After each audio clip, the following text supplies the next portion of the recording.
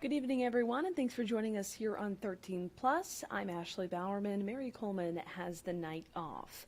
Let's go ahead and get straight into our investigation for this evening. So after an aviation disaster, it is up to federal investigators from the National Transportation Safety Board to figure out the cause and issue recommendations that they hope will prevent similar accidents from happening in the future. But our national investigative team discovered that those recommendations often sit in limbo for many years, with some critical safety suggestions never adopted even after more deadly crashes. A national investigative reporter Josie Sturman explains why in this episode of Up in the Air.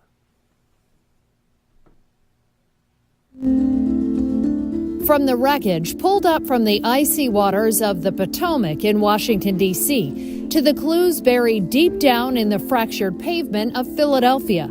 As the nation mourns devastating aviation crashes, investigators from the National Transportation Safety Board are picking up the pieces. From tragedy, we draw knowledge to improve the safety for us all. That's what we're doing right now. Any aviation accident investigated by the NTSB is the unraveling of a series of seemingly small decisions, malfunctions, or mistakes that can ultimately break apart not just an aircraft, but the ties that bind families together. Our family chain was destroyed. A big link was shattered, but, we have hope that one day we will all be together again. Faith in the future is what keeps Mary Hummer from dwelling too much on the pain of the past. But for nearly 20 years, her family has been tethered together by grief, carrying the weight of questions that started the day her big brother was killed.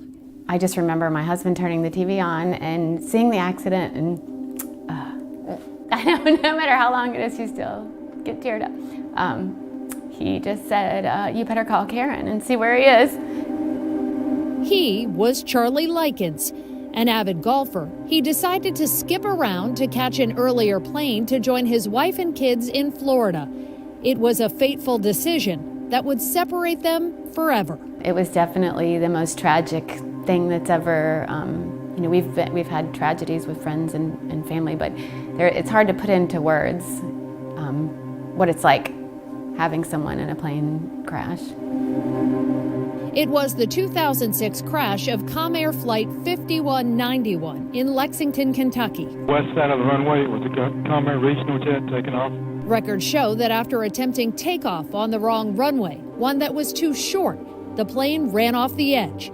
It crashed through the perimeter fence and trees and burst into flames, killing 49 of the 50 people on board. It was the perfect storm of everything that could go wrong. Went wrong, and if any one thing had been different, it probably would have changed the outcome. As with many investigations, the NTSB did issue recommendations designed to improve safety and prevent tragedies. Their work after Comair led to reforms on everything from runway markings to air traffic controller fatigue prevention.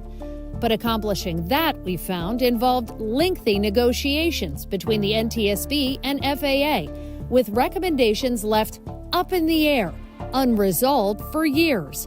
It's something we've seen again and again in federal aviation records, and a problem experts say continues to this day. With several hundred recommendations open for aviation, you want to do something about it? Adopt the recommendation of the NTSB. You'll save lives. Get off and do something. I don't want to have to meet with another set of those parents like that again. Not fair. Could be your family. Our national investigative team, with our partners at the Arnold Center for Investigative Journalism, decided to do an exhaustive analysis of NTSB aviation recommendations dating back to the start of the century. Since 2000, we've found the agency has issued nearly 1,400 directives specific to the FAA.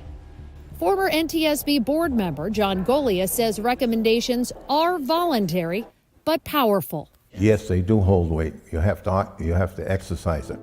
NTSB has getting action on most of its recommendations after working with the FAA. But we discovered about 1/4, more than 350, have been closed without the requested remedies, ranging from making pilot background and training records searchable to be certain they're safe to fly, to requirements that weights on certain aircraft are measured and logged before takeoff. Another nearly 200 recommendations are still open, including one from the Miracle on the Hudson about emergency procedures. Others calling for more oversight of living history flights, helicopter tours, skydiving operations, and hot air balloon rides.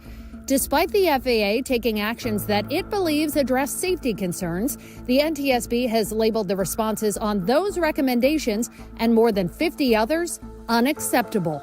Why is it that the NTSB is saying, hey guys, we should be doing this, but the FAA isn't implementing those instructions, that guidance that they've given them? Because there's two sets of rules in the government.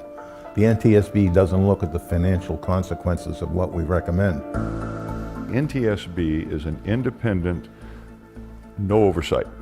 They make the calls, they can recommend anything they want. Those recommendations come to the FAA, but there's a big difference. The FAA wouldn't talk with us despite repeated requests since last year. But as a former FAA administrator, Randy Babbitt knows the distinction well. Those NTSB recommendations landed on his desk, with competing interests impacting solutions, as the disasters weighed on his conscience. I get the emotional side of it. You're up close to, right there with the, right heartstrings, the aftermath and the families. I mean, it's horrible. It's absolutely horrible. And it's not for lack of wanting to do it. It's the system that is built to protect it. Sometimes those protections slow you down. Slowed by congressional mandates and priorities, impact studies, and industry input from stakeholders including the airlines, pilot unions, and aircraft manufacturers. But the biggest hurdle, Babbitt says, is cost. It's a factor we found in the correspondence for dozens of NTSB recommendations that haven't been adopted.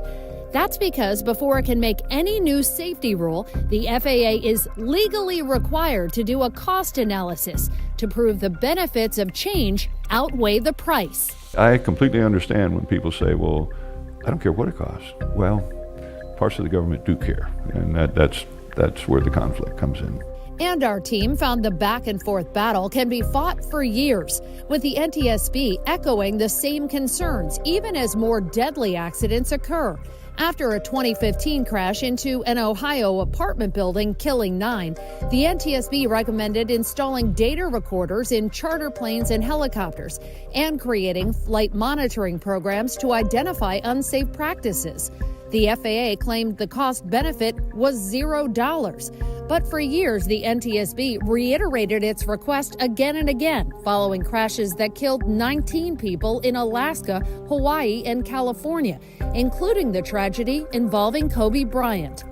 In January, the FAA agreed the recorders and monitoring provide beneficial information, but pointed again at cost, saying current programs and technology meet safety needs.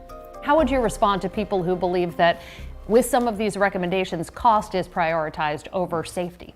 All you can really say, if you're at the FAA, is you need to understand the constraints that we operate under and the way the laws are set in this country. A country, Babbitt points out, that is known as the gold standard in aviation, safely flying millions of people daily and going more than a decade without a significant disaster. But even Babbitt knows that's little comfort to those whose lives have been broken into pieces, now kept under glass. Oh, that little with the C on it? That's a piece of the airplane that someone gave me. And my friend's dad stamped a C on it. Mary Hummer hopes one day the debate over safety recommendations will move faster, focusing less on the cost of change and more on the people who could pay the ultimate price. I think there's nothing that you can do that's more important than figuring out why it happened and don't let it happen again. You have the opportunity to make a difference and to make changes, and it doesn't seem like it's a moving a mountain kind of change. It's just putting some pressure on to make small changes happen that can make huge results in many, many people's lives.